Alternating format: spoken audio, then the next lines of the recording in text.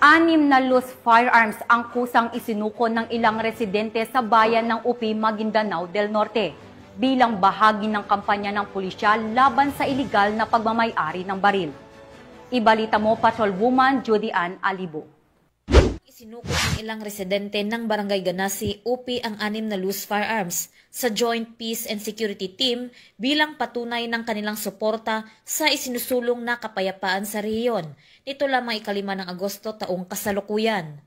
Pinangunahan ng Joint Peace and Security Committee at ng JPST Operations Center ang isinagawang ceremonial turnover, kung saan formal na pinesenta ang mga ito sa PNP at AFP at isinailalim sa kustodiya ng 57 Infantry Battalion ang naturang mga armas para sa wastong disposisyon alinsunod sa Small Arms and Light Weapons Management Program.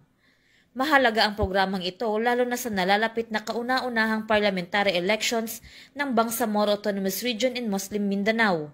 Patuloy ang panawagan ng pamalaan sa mga mamamayan na voluntaryong isuko ang mga hindi lisensyadong armas bilang bahagi ng pagkamit ng pangmatagalang kapayapaan at seguridad sa rehiyon. Mula rito sa rehiyon ng Bangsamoro, ako ang inyong PNN correspondent, Patrolwoman Judy Ann Alibo, alagad ng batas, tagataguyod ng Balitang Pulis.